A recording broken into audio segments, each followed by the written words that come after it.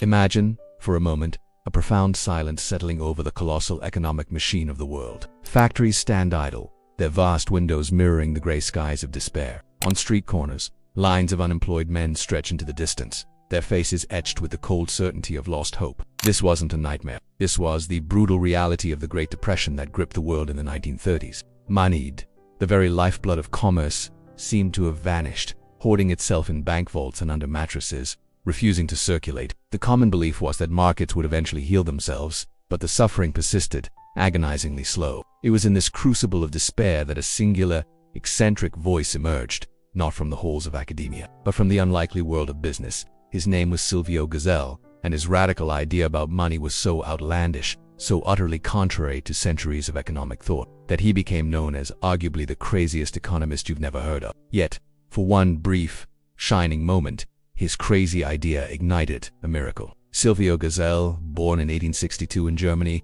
was not your typical academic economist. He was a successful businessman, a practical man who made his fortune in Germany and later in Argentina. This unconventional background gave him a unique perspective. He observed the relentless cycles of boom and bust, the frustrating moments when goods sat unsold and workers stood idle, not because there was no need, but because money simply wasn't moving. Gesell developed a profound belief that money, the very tool of exchange, was fundamentally flawed. He argued that money, unlike perishable goods like apples or bread, has an unfair advantage. It doesn't rot. It holds its value or even gains interests, just by existing. This, he believed, encouraged hoarding people holding onto money during economic downturns, rather than spending or investing it, thereby stifling the very circulation vital for recovery. Money, he proclaimed, should be a faithful servant to humanity, not a tyrannical master that hoarded value. His radical solution was simple, yet utterly.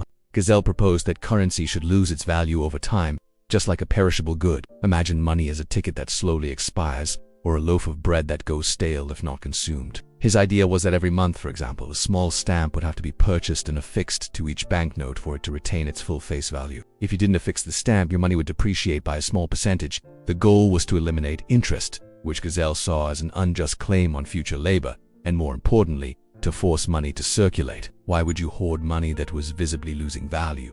You'd spend it, invest it, or lend it immediately. This constant circulation, Gesell argued, would ensure full employment and eliminate economic crises. It was a mechanical solution to a human problem, making money flow, always, never stagnating. Gesell's theories, though largely dismissed by mainstream academics, found an unexpected testing ground in the midst of desperation. The year was 1932.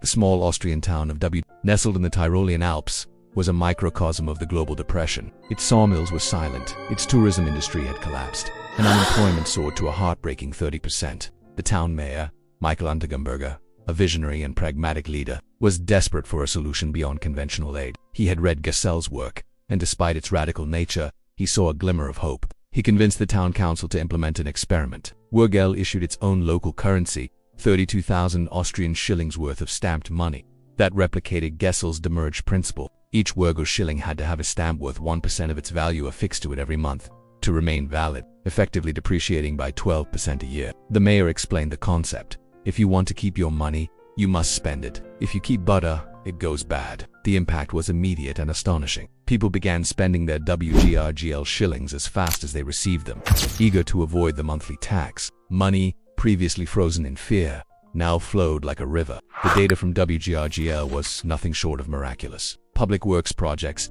previously stalled due to lack of funds, roads were paved, houses were built, new bridges spanned streams. Unemployment in Wörgl plummeted from 30% to virtually zero within a year, a stark contrast to the rest of Austria, where it remained stubbornly high. Shops saw a surge in business, and local taxes, paid in the stamped currency, were collected without issue. The Wörgl miracle captured international attention. Economists, journalists, and even politicians from around the world flocked to the small town to witness this economic phenomenon. John Maynard Keynes himself, the towering figure of 20th century economics, would later briefly acknowledge Gesell in his general theory, noting that the future will learn more from Gesell than from Marx. However, this astonishing experiment in economic the very success of Wörgl's stamped currency was perceived as a profound threat by the traditional financial powers. The Austrian National Bank, the central bank responsible for controlling the national currency, saw the Wörgl shilling as an unauthorized competitor, an affront to its monopoly on monetary policy. They worried that if the Wörgl model spread, it could undermine the very foundations of the national banking system and the stability of the traditional currency.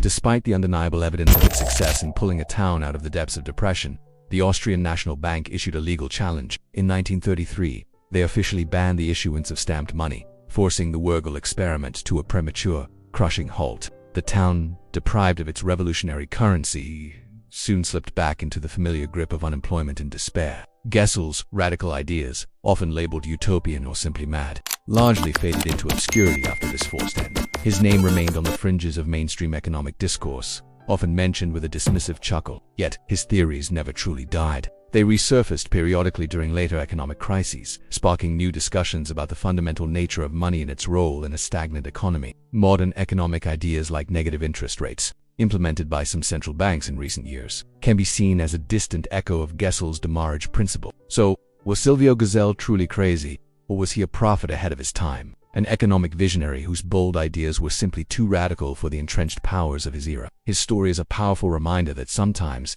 the most profound insights come from the most unexpected places. It challenges our fundamental assumptions about money itself, not as an unchangeable constant, but as a tool that can be designed or redesigned to serve human well-being. The verdict on his ultimate legacy is still out, debated in niche economic circles and whispered among those who dare to dream of a different kind of economic machine, one where money never sleeps and prosperity truly flows.